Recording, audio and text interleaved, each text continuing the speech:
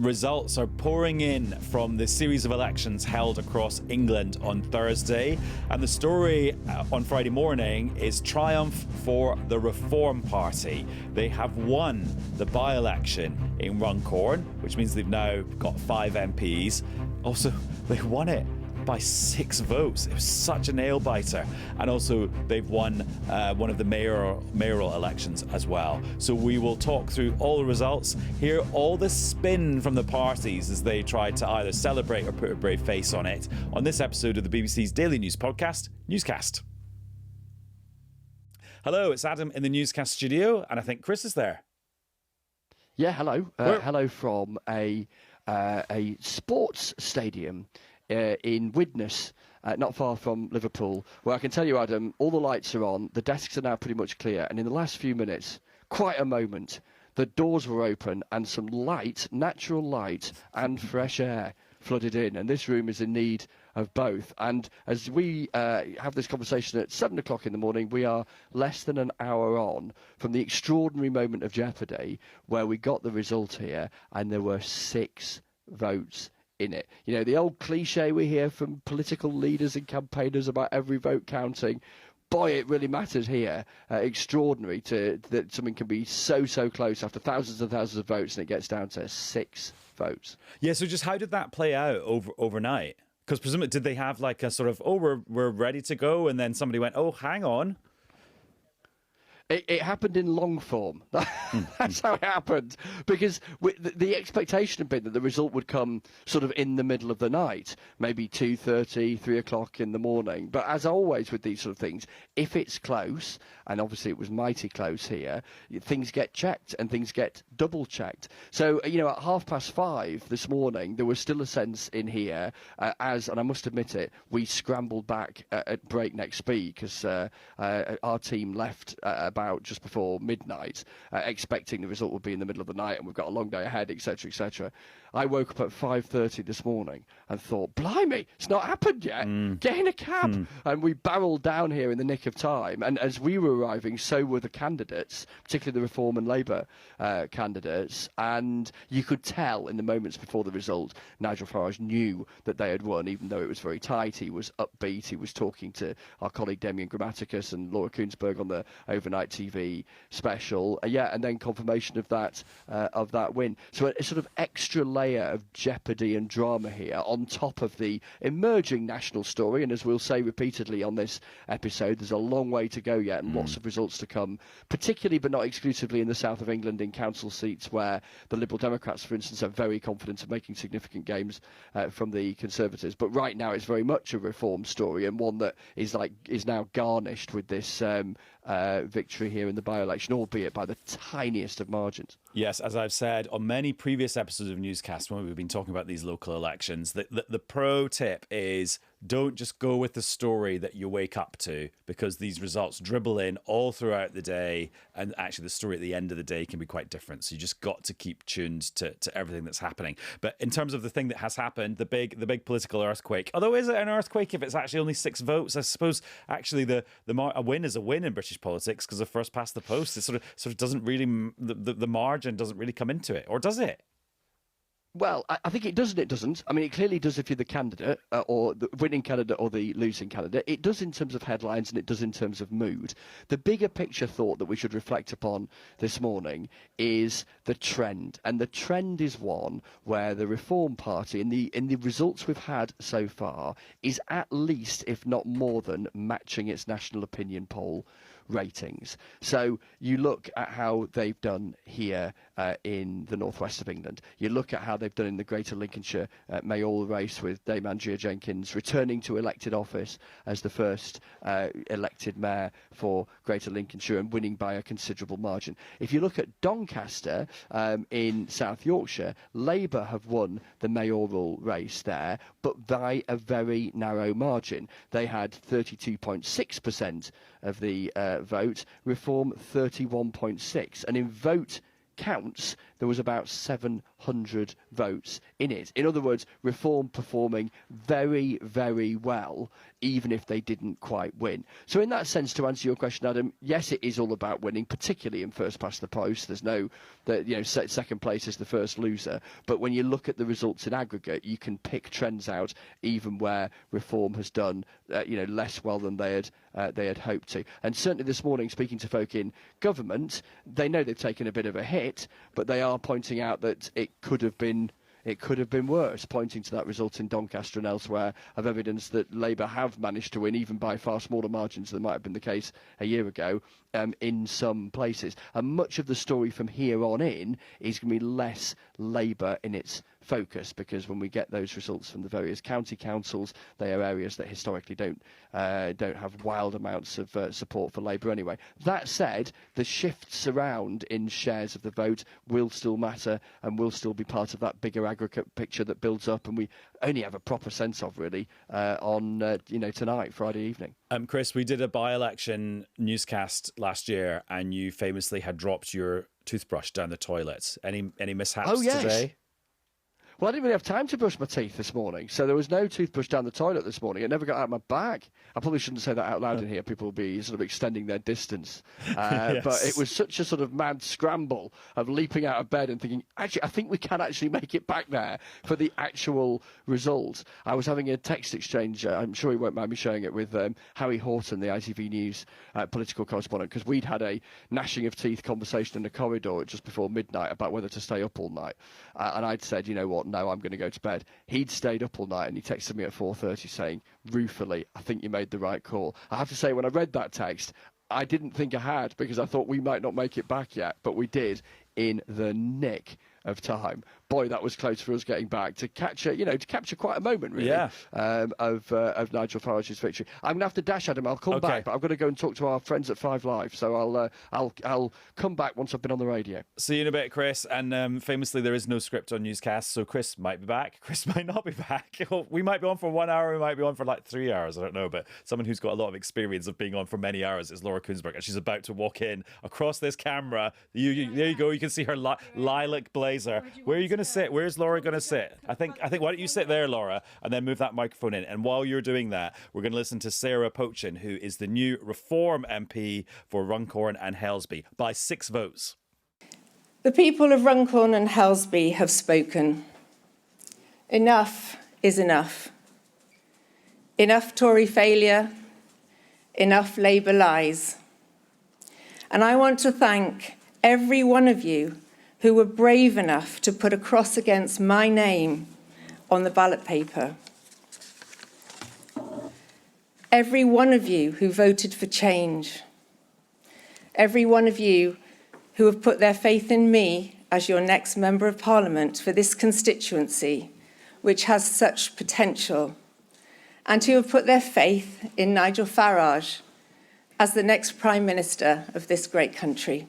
Right, so that was Sarah Pochin doing her victory speech in Runcorn and Helsby in the Leisure Centre in Widnes. And Laura Kuenssberg is here. Hello, Laura. Hello. So, what have you been up to this evening?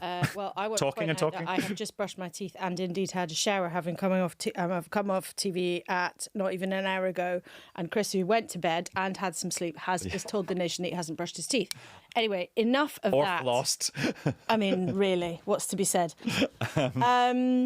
So, my goodness, we are right in the middle of maybe 40% of the way through of an absolutely incredible unfolding political story. So a party that didn't exist a few years ago has not just won its first by-election of its type, which is a massive achievement. It's done so less than a year after a government got another epoch-defining majority. And it's done so at the expense of the oldest political party in this country, the most successful political party in this country, in terms of making the Tories look like they are not the main opposition anymore. Now, obviously, the Tories were not going to be the challengers in Runcorn. I don't want to say that misleadingly. Yeah. But as we sit in the middle of this bubbling story, Reform are making the case with a whole new slew of evidence that they are the main opposition and not the Tories. Now, there are all sorts of things going on here. There are all sorts of stories. And by the end of today, as Chris was rightly saying, there'll be probably a Lib Dem story, there'll be a Green story, both of them expecting to do well in local councils. There's obviously a story about how far the Tories fall. There's obviously a story about how angry people may or may not be with the government. But as we speak this morning, this is a massive moment for Reform UK. It really, really is. No two ways about it. It's huge. We heard that clip of Sarah Pochin, the new MP for Runcorn and Helsby. I mean, that wasn't like a sort of tub-thumping, populisty, we're shaking up the system, we're a bit radical, it wasn't like a very old-school Farage, Nigel Farage style speech, was it? It was quite professional. Well, not accusing them of not being professional, but do you know what I mean? It wasn't. I mean, that's her personal style. She's somebody who's worked in business. She's been a justice of the peace or a magistrate, can't remember which one, for a long time. She's a very sort of polished professional person. Her words were very Farage-y. It was enough of Tory failure, enough of Labour lies. You know, those are quite punchy things to say in UK politics, calling someone the L word traditionally. Because you're not actually meant to do that in the House of Commons, are you? In the House of Commons, no, you're not. It's unparliamentary language. But yes, and that fits into what Reform would claim, is that they are professionalising at speed. They are building an electoral machine at speed. We know they've built a big membership already. They're at about 200,000 members. And that's really, I think we were talking about it, we've been talking about it a lot in the last few weeks, haven't we? This set of elections is not a big one in terms of the number of contests, but it was a big one in terms of the test for Nigel Farage. Is his months of hypothetical success in the opinion polls something that translates into real votes? The answer as of 7:12 on Friday morning is yes, potentially in a very big way. Caveat, caveat, caveat, that might feel really quite different by the end of the day, but I don't think so. John Curtis doesn't think so. The elections guru. Well, you know, if you look at where they've been, how and where they've made gains, they've made very significant gains in the tiny number of council seats that we've got back so far, largely at the expense of the Tories, falling off the edge of a cliff. They've nabbed that parliamentary by-election in what should be, in a normal year, if there's such a thing anymore, incredibly safe territory for the Labour Party. They have also pushed Labour in places where nobody expected them to come close. So two important races, North Tyneside and the west of England, particularly North Tyneside. Yesterday morning, nobody would have said that North Tyneside was somewhere where Labour had to even feel remotely bothered, remotely worried about what was going on. And the received wisdom in the west of England race, the Bristol-based mayor that covers a much bigger area of that part of the world, it was the Greens who were hoping to make progress. The Greens were beaten by Reform, and Reform ran Labour really, really close. So for me, actually, those are the really telling things. It's places where we didn't even expect Reform to do well. They've been running Labour close. But by the end of today, we'll have absolutely loads more evidence than we do right now. And just in terms of the numbers of the places that you were talking there, and of course, like you can't really do. You know what? Normally, I do like a little swingometer made out of paper that I get out of the printer, and a Sharpie or other thick pen. But look up. So the swing in Doncaster. Yeah. Where there was a mayor. Yeah. Humongous. I think it was 24. The swing Labour to Reform in the west of England, I think it was 17. Yeah. I mean, these are the kinds of swings, if they happen in a general election, they would wipe out dozens and dozens and dozens and dozens and dozens of Labour MPs. That doesn't mean this is what is going to happen before smart newscasters get irate watching us on iPlayer Live or listening to us wherever people are listening to us this morning. We're everywhere. None of what we're saying means that this is a permanent solution. None of what we're saying means this is a permanent status of affairs, right? None of this means that Nigel Farage is going to get his dream of making it to number 10. But it is a very significant moment in terms of Reform's hoped for destination of being a permanent, credible and very serious political force, not a kind of membership organisation that's got a bit of kind of Farage fan about it, that's got a small clutch of MPs, but a serious, credible political force that can actually do things on their own. We already know they shape the agenda. You know, Tories have been dabbling in more reformy type of language. Labour's been concentrating more on issues like migration that appeal more to reform kind of voters. They've already had an influence. You know, Nigel Farage is more or less the reason why we ended up having an EU referendum in the first place. So they've had influence for a long time. They hope today is the day where they cross the threshold to actually having executive power, being in charge of things. But the flip side of that is being held accountable for actual decisions that affect people's lives. Yeah. Like Andrea Jenkins is going to be making decisions in Lincolnshire that people might not be happy with, or she might make mistakes, or she might be a massive success and actually give reform even further rocket boosters. Exactly. Once you're elected into office, not just having councillors, but once you're actually running something, you have a record. And a record can be something to boast about, or it can be something that is tricky to defend. And we had a fascinating conversation in the middle of the night, I've got no idea when it was, with Richard Tice, the deputy leader of Reform, who's an MP, Boston in Lincolnshire, that real stronghold of Reform support. And he made a very interesting comment while also being busy predicting all the success they were going to have. He said that Reform is going to control 2 councils, so he's sure that they will actually be in charge. And not sharing power with another party, which often happens. No, and I think it's highly likely they'll do that in other places. But he was very confident they're going to run 2 councils. And the phrase he used was that they were going to have to be clear-eyed and honest with the public that some things councils do just aren't sustainable and just aren't doable. Because I asked him, what will be different if you get a Reform council? Now, where he then kind of got into a bit of brick walls, and I said, well, what will not be sustainable, i.e. what will you stop doing if you are in charge of councils? And newscasters will have heard the Reform policy of sending in auditors, having a look at the books, all that kind of thing, which every political party always says, we'll go line by line through every bit of spending. I remember Nigel Farage being on your Sunday show and saying it's all about expensive chairs in council offices. Yes. But actually people will say, well, hang on, the bulk of council spending is on things like adult social care and transport to school for children with special educational needs. And the overwhelming share. So yes, of course, you can always make a case. Some councillors would make a case that they've had to already find lots and lots of efficiencies over recent years. And yeah, of course, you can always look at making the pounds go a bit further. But Richard Tice was actually making the case. He was saying, look, councils are going under. Councils are going bust. So therefore, we're going to have to start telling people they can't base, and I'm paraphrasing, therefore, we're going to have to start telling people they can't have everything they've got. Now, that's not a message that any politician ever puts on a leaflet. So, you know, when they tip into actually being in charge of things, it's going to be fascinating. We've got no idea. There might be fantastic Reform administrators in charge. There might be disastrous Reform administrators in charge. But the nearest thing to an equivalent comparison you have, which is not that close, but is where you did have UKIP councillors in pockets of the country being responsible for some things. And quite often, not a scientific thing, quite often things didn't go that well. I think that the thing I keep thinking of is in my old job as a political reporter on the Daily Politics with Andrew Neil and Joe Coburn, going back in the day, a program we both worked on for many years. Well, I'm even older than you. I was the first one. Yeah, you were there. 2003. Before we do this, you're live. People working on this podcast who weren't born then. The podcasting didn't even exist.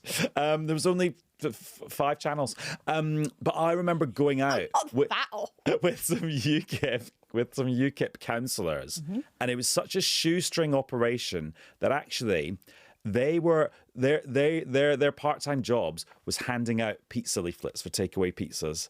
And as they were handing out the pizza leaflets, they put a couple of UKIP leaflets through people's doors. And to me, that is just what UKIP, the predecessor to the Reform Party, it was people sort of doing it in their spare time. They had no money. It was such an amateur operation, and I don't mean amateur in a loaded way. Just they were amateurs. Local politics often is very amateur. But from there to like we do it on the side hustle to our pizza leaflets to now.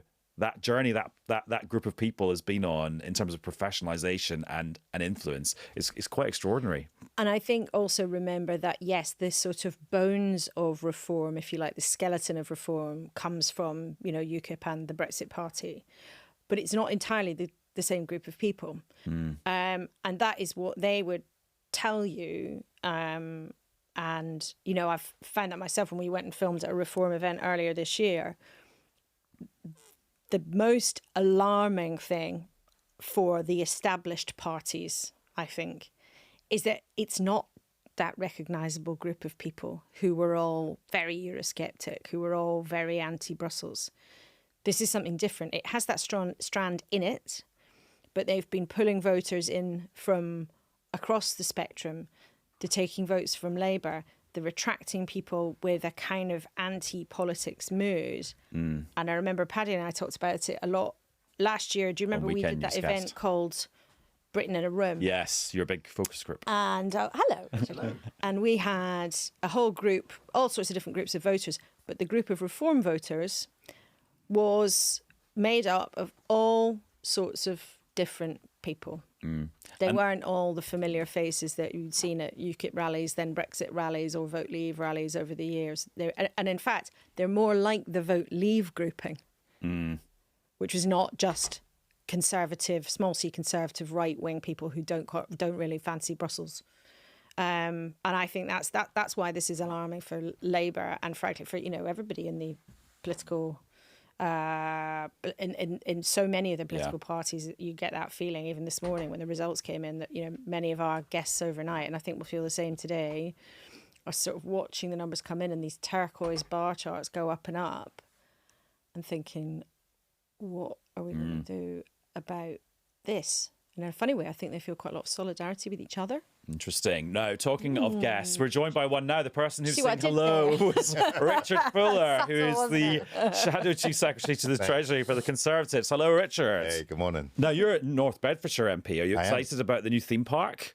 Excited, ecstatic, fantastic. So Mayor Tom Wootton, interestingly, so Mayor Tom won as a Conservative candidate the first time in the mayoralty a couple of years ago when everything else was going the wrong way. So it does show that a good local candidate can do good stuff. But yes, very much looking forward to the opening of the Universal theme park. I don't know if I've revealed that I'm more excited about Universal Studios than the local elections. You should have stopped that equally sentence excited. halfway through, because I was going to say, are you not that excited about the rest of the results coming in from the Conservative Party today? Because it looks gloomy at best and pretty ugly at worst. Well, I think we knew we were going to be in for a tough election. 2021 elections were, just unbelievably good for government. 11 years in by then, weren't we, into Conservative administrations? It was the vaccine bounce. It could well have been that. Who knows? Winning by-elections. So the news that was already out about this was going to be tough for the Conservatives. And it's likely that many of my colleagues who are councillors will be losing their seats despite the good work that they put in. I'm sorry for that. But I don't think what we did anticipate was the two things. One of the things you've just been talking about, the reform surge, but also how quickly the new Labour government has lost control of the voters that it had last time round, and what that means for what Sir Keir Starmer is going to do in terms of changing his government. Well, the national opinion polls have been telling us that for quite a long time. So let's just stick on the Tories for now. I mean, you did know it was going to be a bad night, and you've been falling over yourselves to tell us how terrible it would be, and Kemi Badenoch even saying nowhere is safe. There is a difference, and I emphasise this till gazillions of results to come in, but there's a difference between losing councillors and losing seats and falling back. There's a difference between that and the kind of changes in share that we saw overnight, where reform was going up often by more than 20%, by 25%, these huge moves away from you. I mean, really, really, really dramatic visualizations of how things have moved. Although, it's right, so huge moves away from everyone, including the Conservatives, but also other parties moving to reform. And this is, I'd just be interested in your thoughts on this, because I've been trying to think about, well, what does all this mean? Are people voting for reform, the party, or are they saying, I'm just expressing my frustration that there's a lot of issues which the party, the Conservatives by 29-24 didn't solve. I thought I was going to get it with the new Labour Party. Not that, actually, probably worse.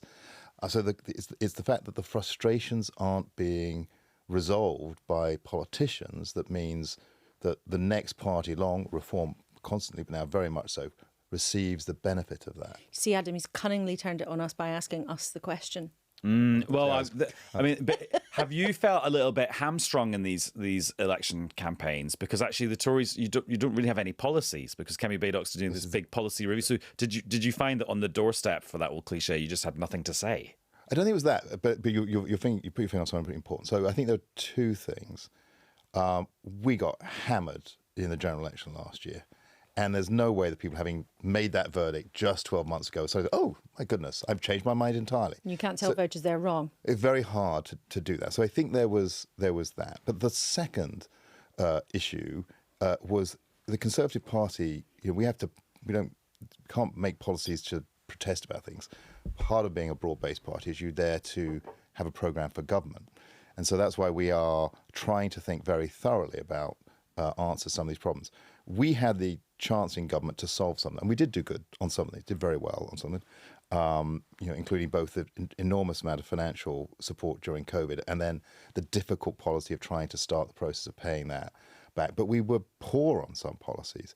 And so we need to spend time making sure we've got not just identified what the main concerns of voters are. We have the policies, and then that those policies are clearly things that we know we can implement and that people trust us on all those fronts.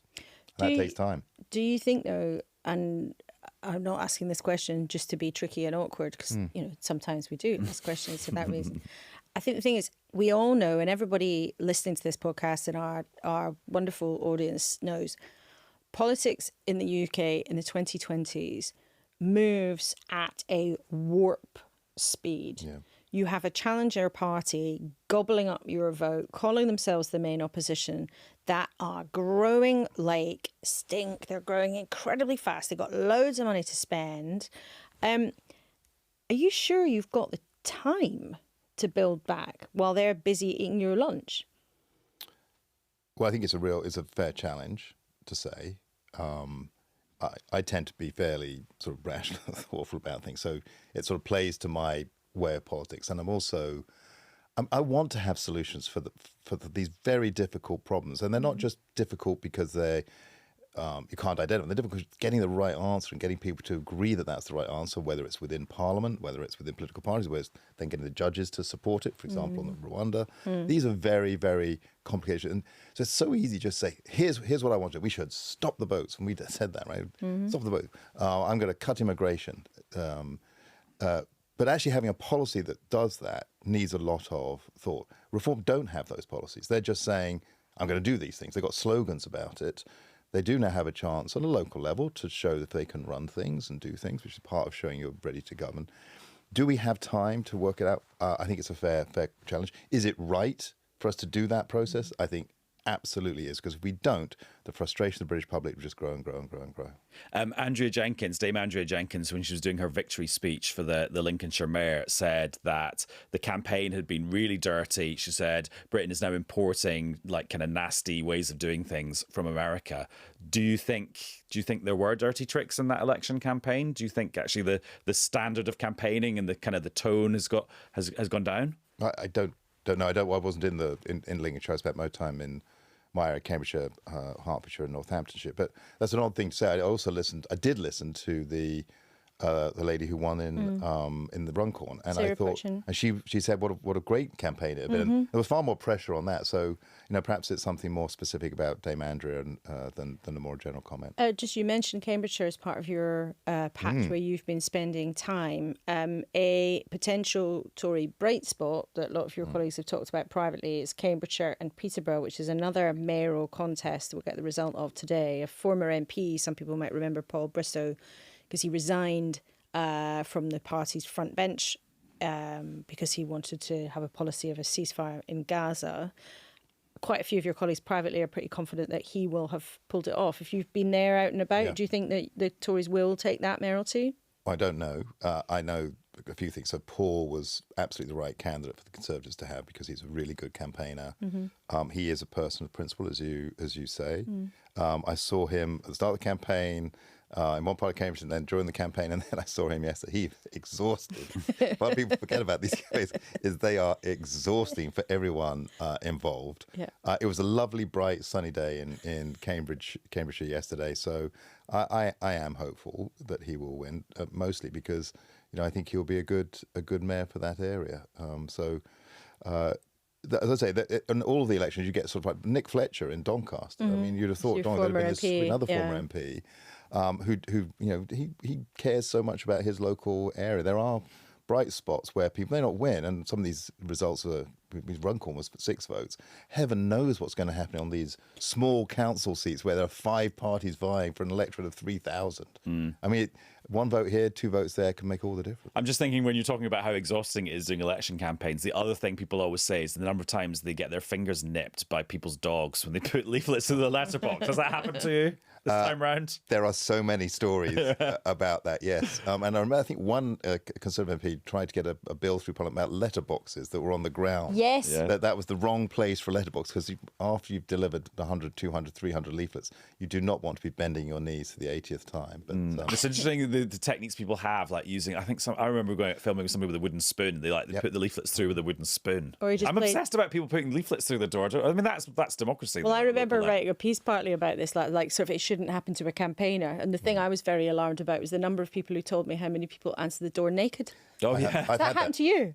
Yes. How many times? In fact, I've many years ago, I had someone run down their door was open, and they ran down the staircase stark naked and said, "Not now." I mean, at least they made their wishes clear. Yeah.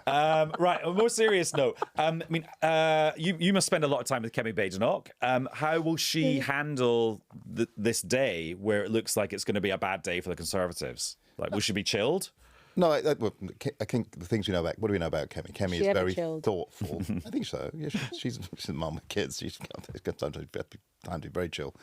But she's very thoughtful, isn't she? As the way she looks at issues. When she cares about something, she goes with principles about it. And as I say, I think her approach has been. We need to learn the lessons from our period in government. And one of those was our policies didn't solve the problems that people have. We need to think very thoroughly about it. But of course, she will be concerned about Conservative councillors losing their seats, and she'll be probably calling some of the group leaders who've lost some of our mayoral candidates to express her concerns. But here's a question. Do you need to be more like Reform or less like Reform? No, we need to be Conservative. And here's an interesting question. I'm going to turn the questions around on the two. No, I don't like this habit that's developing of you turning the questions around. Okay. So no one's got all the right answers, right? Which is, Reform historically certainly had Conservative voting reform. Lots of Conservative, Conservative Party is not right-wing enough. Reform, I like Nigel, he looks like the vote. But that's now changing, and you've seen even before today, this sort of popular nationalism, which is something that connects people of all backgrounds in a way, perhaps not in a healthy way, but in a way, and that's not conservatism. Nationalisation, policy of nationalisation is not conservatism. So where is Reform going to go when you have all these people now in positions? Where are they going to be on the spectrum? And it's an interesting point. We were touching on that actually just before you came in about how Reform voters are not from one bloc. They're not just the old UKIP bloc or the sort of disgruntled Eurosceptic Conservatives. But the question still turns to your party, because there are divisions in your party over how to deal with this. One former cabinet minister was saying to me last night, there is no mileage in us. She was talking about the Conservatives. There is no mileage in us becoming more like Reform. We must stick to the sort of modernised Conservative message. Then you have other politicians, some of them very prominent, like your colleague Robert Jenrick, who has talked in increasingly strident tones about immigration, who has talked loosely about having a kind of pact on the right. And I know before you question exactly what he said, there's plenty of prominent Conservatives like Robert Jenrick, Esther McVeigh is another one, Ben Houchen is another one, who have talked about loose kind of deals. So you do have these two competing visions, really, for where the Conservatives ought to go. And is it your instinct that you ought to go, let's ask it a different way, more towards a sort of David Cameron view of the world, or more towards a I was going to say Nigel Farage, but that's a really easy question. But more towards a sort of bootstraps, strident, conservative, right-wing view of the world? So I'm going to not accept the premise of the question, really, because another cunning trick. It is, sorry. At least he's been very open about the tactics. That's good. But so the way I look at the Conservative Party is, there have always been sort of three broad parts of the Conservative Party: the patrician, One Nation, the sort of libertarian, free market, and then the sort of faith, family, and flag. And that's a happy coalition. It has been for many, many years. And we should draw policies from each of those that meet the challenges of the time, and then make sure that we have people in positions of authority who can then implement those policies to get an effective outcome. And that doesn't mean that it's perfectly reasonable for Robert to be very assertive on the issue of immigration. Robert Jenrick on justice and things, because number one, we don't think Labour's doing what it needs to do on things like the grooming gangs and other things, but also it's an area where we know the Conservatives probably didn't meet the measure of what people wanted in the past. Equally, we know that the Conservative Party, I was Member of Parliament for Bedford, very ethnically diverse, that we need a party that is open to everyone, and that is based upon giving opportunity to everyone. And Conservatives believe that that's why it's important not to tax the hell out of businesses, because if you do that, people won't have the chance to start a business, won't be able to employ people, and will reduce opportunities for people. Richard, thank you very much for coming in. I'm sorry we gave you that generic mug, because normally we like to give our guests Newscast branded mugs, but they've been mysteriously disappearing. You nicked them? Is your house full of them? No, I just have... No, I'd never dream of doing that.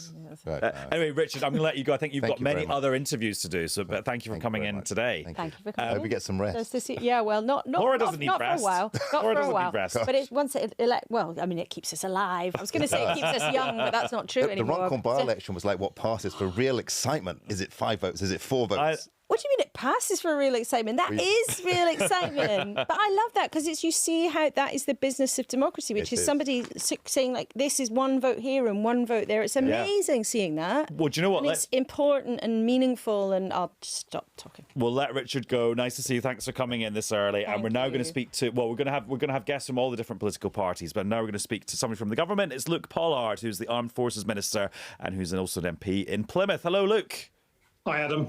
Thanks for joining us. I'm just thinking, in Runcorn, if you just convinced 3 other people to vote Labour, this would be totally different, wouldn't it?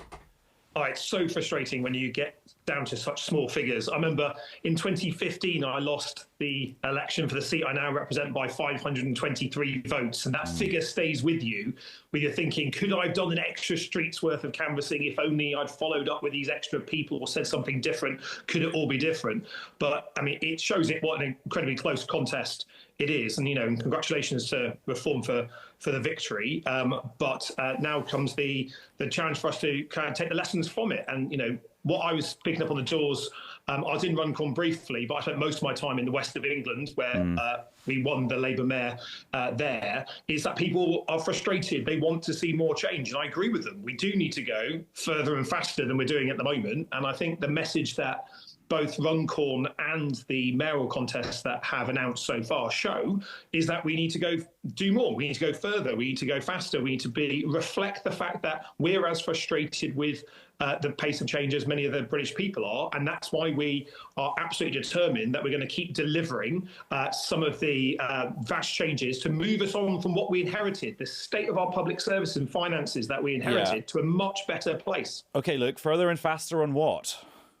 Well, we need to do that on reinforcing growth in our economy, creating the jobs we need, and restoring our public services. So I think if you look at where we've put a lot of focus since coming to office 9 months or so ago in the NHS, we're now seeing the difficult decisions, the investments begin to pay off, waiting lists falling for 6 months in a row. But now we need to apply that same type of focus to every single sector of the economy and demonstrate that these hard decisions, these tough decisions that the Chancellor, the PM and all MPs that voted for it have made now will deliver the results, will deliver that change.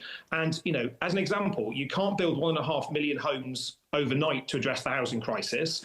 But with the planning changes that we've made, with the investment changes that we've made, we'll start seeing an increase in house building, which will start affecting the housing crisis that we inherited. Okay. And that's why we've got to go faster on some of those projects. Okay, when you're saying going further and faster, that's a reaction to what you've just done in your first year in office. So why didn't you go as far and as fast as you wanted to start with?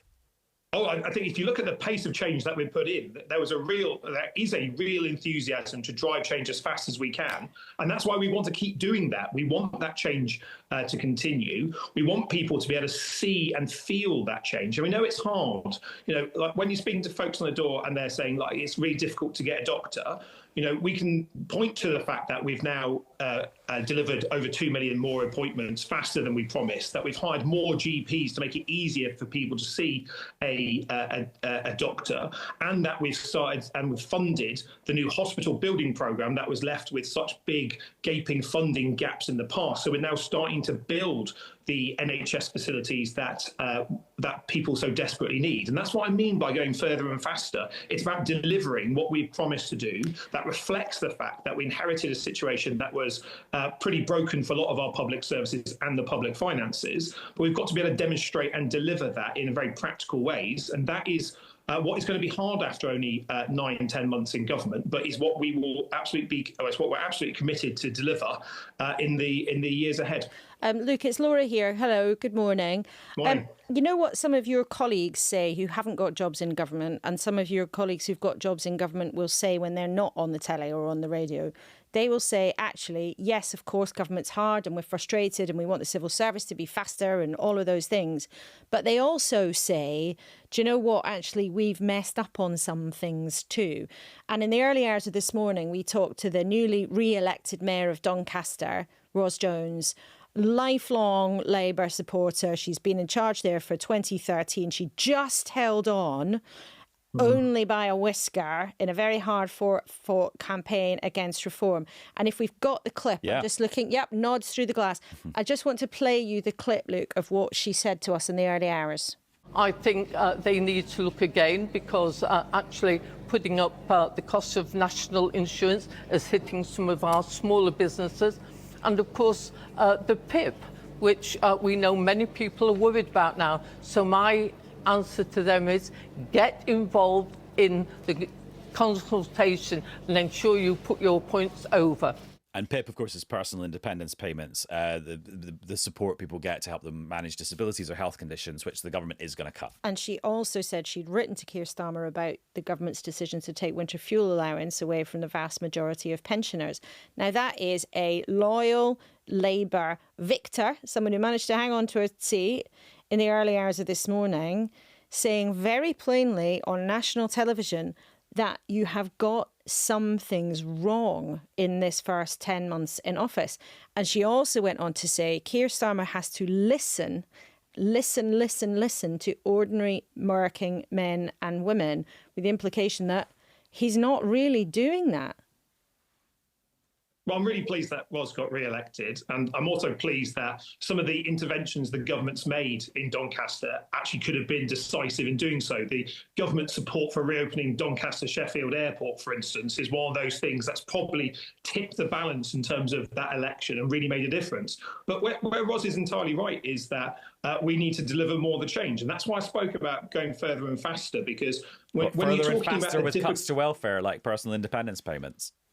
I mean, let's face it, these were incredibly difficult decisions that we had to take. And we had to take it because of the scale of the crisis in our public finances that we inherited. What we've tried to do with that is very simply focus on getting people who can work into work. We know that there was I think there's very few people that thought the welfare system was working well. And I think if you can work, you should work. For those people who want to work, we need to provide extra support for them to do so. That's why in the changes that were announced, there's £1 billion extra to help folks who want to work but need a little bit of extra help to be able to do so. But for those people who can't, for those people who have long-term serious conditions, we're strengthening that safety net. But the only way that we're going to have a welfare system that provides that safety net that is affordable is by making some of these difficult changes, because the budget for welfare was going to be £70 billion by 2030, and that's an unaffordable level of spend. And that's why you've got to make these changes. I think, Minister, it's still going to be at around 60 or 65 billion. And actually, from the other side of the argument, some people would say, really, you're tinkering, you're not doing things that are radical enough.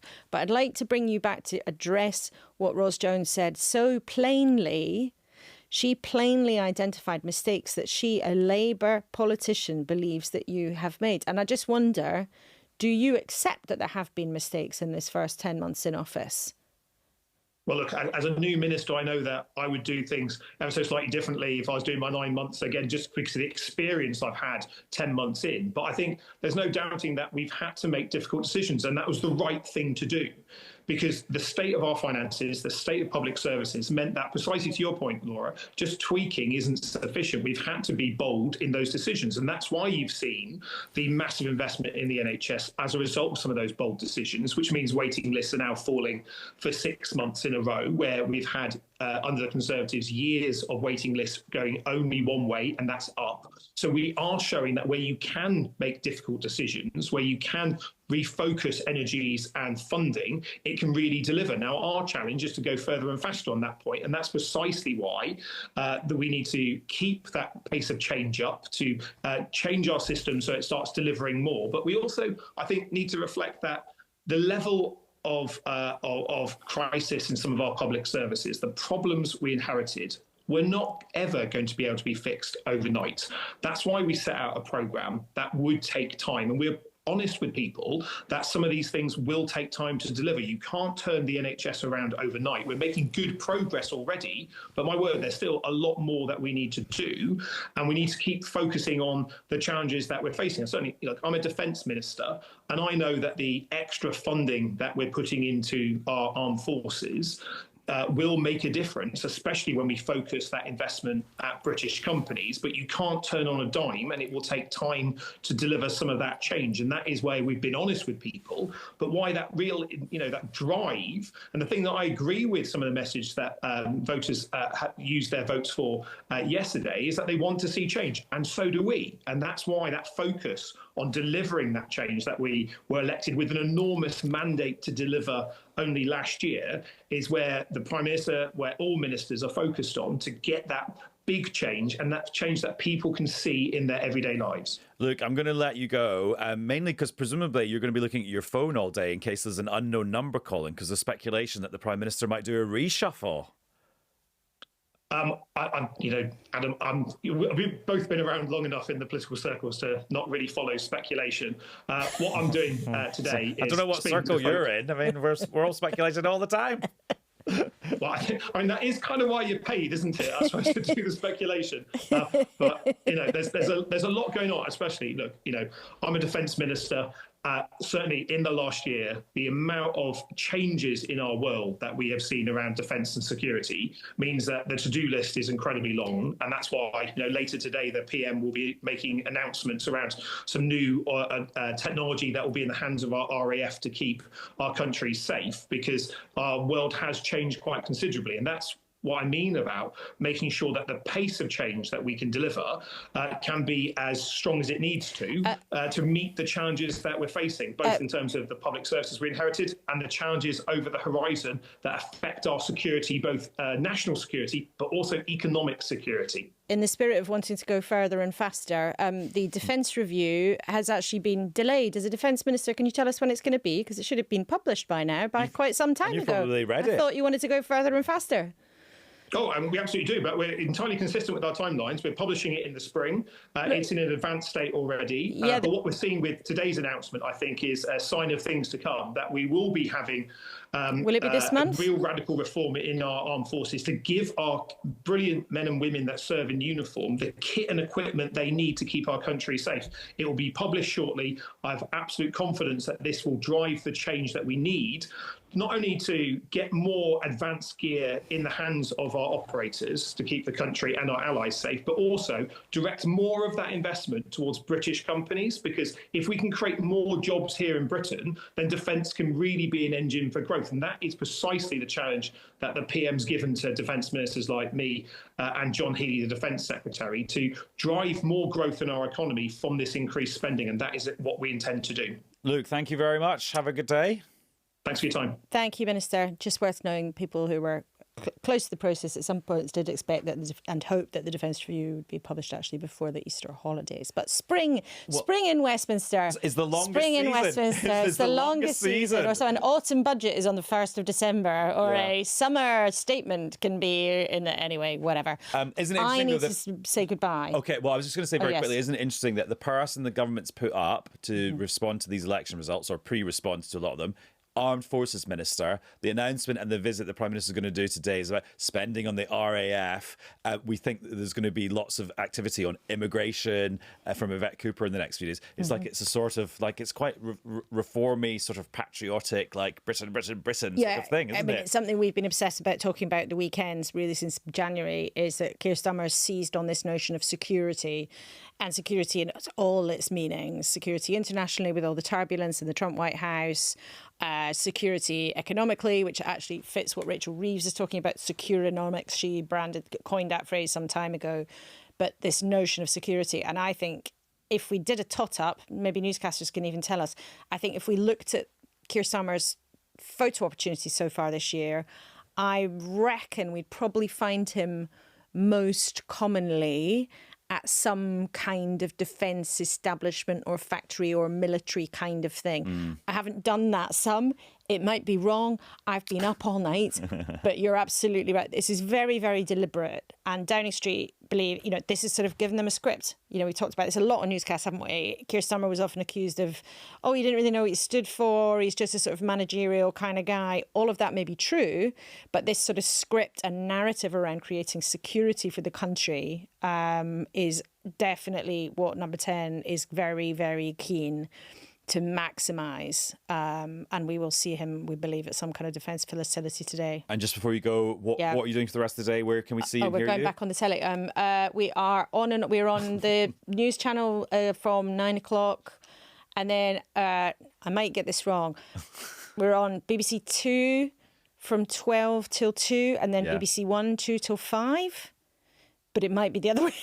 It might be the other way around. I'm going to be on Radio 4. But we're on iPlayer all day. We'll be online and, all of that. And then Paddy and me will be here tomorrow and Sunday. And Paddy will be on Radio 4 at 9 and I'll be on BBC 1 at 9. But, who knows what will happen by then.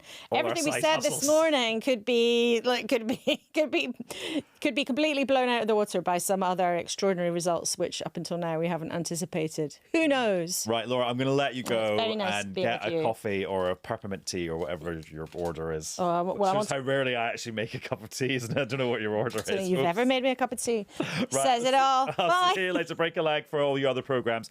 Laura said if newscasters if you want to get in touch and do some research or analysis, please do. Our email address is newscast@bbc.co.uk and you can WhatsApp us on 0330 123 9480. Right, you're going to hear a little bit of shuffling in the studio because we've got another guest now. It's the co-leader of the Green Party, Adrian Ramsay, who is their MP for Waveney Valley. And we're just moving the microphone. And it's in the right place. Hello, Adrian. Hello, good morning. The seat's still warm from Laura Kuenssberg sitting there. Right, okay. What kind of day is it going to be for the Greens today, do you reckon? I think it's going to be a really positive day for us. We've had 7 years in a row where we've increased our number of councillors right across the country every year. I'm confident it's going to be an 8th because I've been out around the country speaking to voters on the doorstep, working with our many fantastic volunteers and campaigners, and the response has been really good. People know that Green councillors work hard in their community, diligent local representatives, and make a practical difference on campaigning against Labour's cuts to local services, fighting for more affordable housing, defending the environment, things that really matter at a local level. We've got that track record. So for people who are looking for an alternative from the old parties, which they clearly are in increasing numbers, that's one strong message from the election, we have got that track record of providing an alternative that's credible and rooted in communities. But if people are loving the alternatives at the moment, why is it that Reform is doing better, it appears, than you guys? Well, it's early days in terms of these results. We're confident we will see strong results throughout Friday. Yes, Reform they've done very well in a couple of the results so far. Let's look at why people are looking at turning away from those old parties. I mean, I fully understand. I agree with people's utter disillusionment with the political system and just feeling that the tired old parties are not delivering for them. Politics is not working for ordinary people. We're seeing inequality growing. We're seeing an NHS on its knees. We're seeing a lack of affordable housing, people being priced out of being able to live in their own community, the most vulnerable in society having their benefits withdrawn or their winter fuel payment withdrawn. Politics is not working for ordinary people. And I think if Labour think they can respond to this, as Luke Pollard was just suggesting, by doubling down on their existing mission, they haven't listened to what the voters have said. The government needs a total reset and a total rethink of what it's actually trying to achieve and making sure it's delivering for ordinary people. And we, as Green MPs, we will be keeping a laser-like pressure on them, pushing them in a stronger direction, but also focusing on what we're doing at local level where we've got Green councillors elected. Adrian, we'll continue our conversation in a second, but we're just going to butt in and speak to Daisy Cooper from the Liberal Democrats, who's on the line. Hello, Daisy. Hello. Right, where should I be looking at to get a sense today of how the Lib Dems have done? So about tea time today, I think we'll see some results coming in, and I would suggest you look at places like Shropshire, Oxfordshire and Devon. Those are just three of the places where we hope to make some big gains. Shropshire, you'll remember, is the place where we had that stunning by-election win in the North Shropshire by-election in the last Parliament. But we know that South Shropshire, which is the neighbouring constituency, we're just about 1,600 votes behind in the constituency, and we hope to get some gains in the local elections as well. Oxfordshire, as you know, we've got 5 out of the 7 MPs. Huge result for us in the general election last year, and we're pretty hopeful we'll make some gains there as well.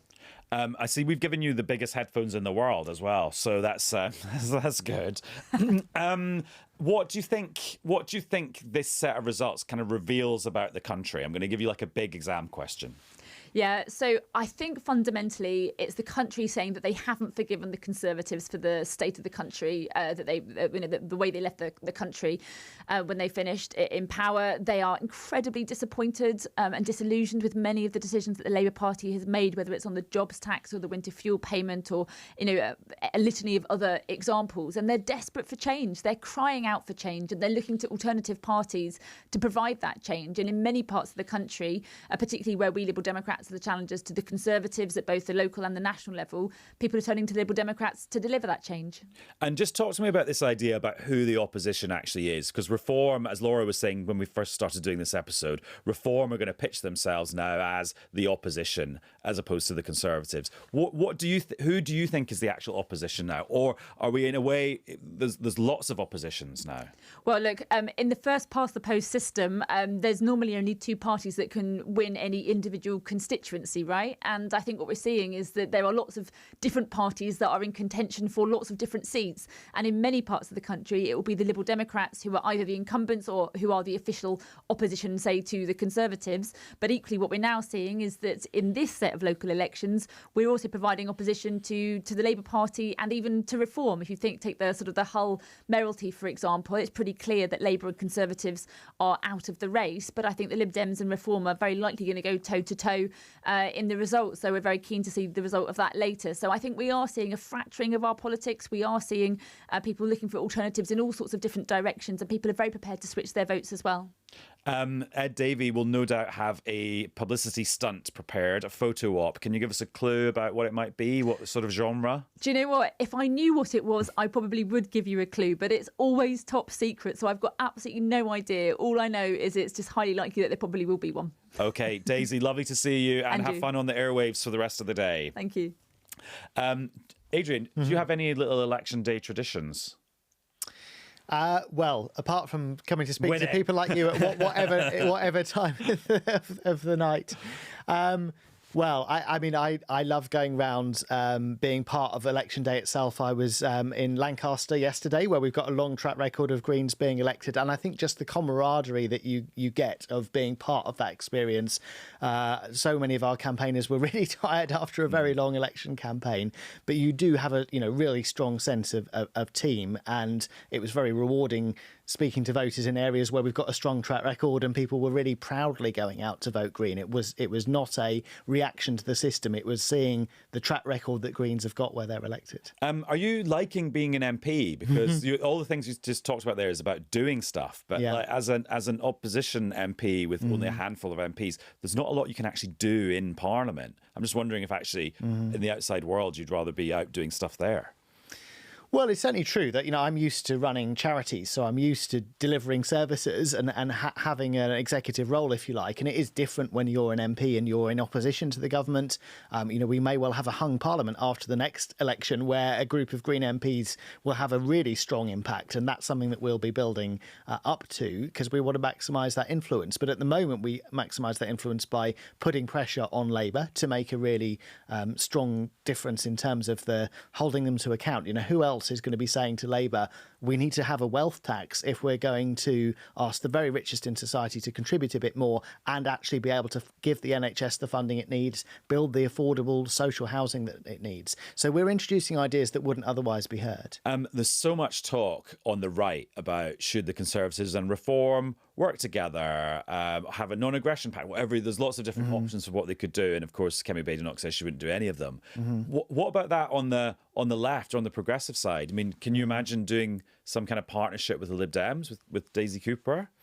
Well, we made clear well in advance of the last general election that we were open to talking to other parties that had things in common, that was not something that others wanted to do. But I mean, what I'd say in terms of the day-to-day in Parliament, we work with MPs from other parties where we agree on particular issues all the time. Actually, that happens behind the scenes far more than the theatrics of Prime Minister's questions suggests. And I think that's good. I think we need to see more of that in our politics. It happens at local government all the time. Give me an example. No overall control. Give me an example.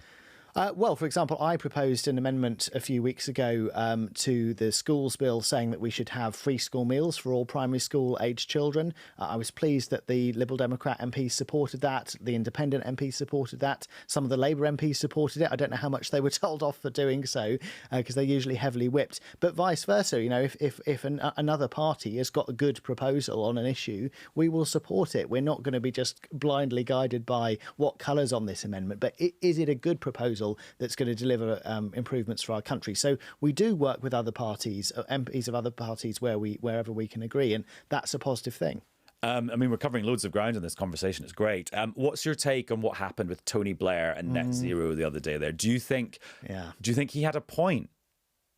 Well, I think it was another dodgy dossier from Tony Blair, suggesting that at a time when we've had the report from the Climate Change Committee this week, which has made very clear that the government is woefully ill-prepared for the changes in the climate that are already happening, that are already locked in, let alone the worst impacts of climate breakdown that could happen if we leave it unchecked. But it's not just about reducing our emissions and the crucial work that we need to do to avoid the worst impacts. It's about how prepared are we, how resilient are we as a country, and the preparedness that the Climate Change Committee highlighted showed we just haven't got to grips with this, whether it's the extreme heat, whether it's flooding, whether it's the impacts on our food supply. Yesterday I was on the train back from Lancaster to London and, we have not reached the peak temperatures for this year at all, but the train, could not go at its normal speed because of heat-related speed restrictions. And, that was before the end of April. So our infrastructure is not set up in the country. And that's quite a modest example compared to people who are being impacted by, say, extreme heat impacting vulnerable people or farmers unable to produce their food they're supposed to because of flooding. Did you get delay repay? Well, it was only a short delay in that case. Less than 15 minutes. What's it going to be like in August was my point. Interesting. Adrian, thank you very, very much. And I'm sure you'll be watching all the results come in for the next day or so.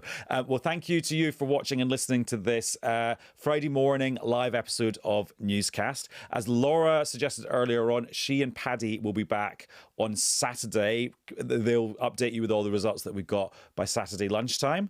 Hope you will tune in for that. We did ask Reform to come on because it'd be great to talk to them about all the slew of victories they've got in this early part of the local election results day and the by-election in Runcorn, but nobody was available because they're probably out celebrating too much. But we will try and speak to somebody from Reform on Newscast in the next few days or so. And thank you very much for those of you who've been watching us on our live stream. You've now just seen how an episode of Newscast is actually made. And if you're listening to this as a podcast, then hopefully we've edited out any of the bits where it went wrong. See you again soon. Bye-bye.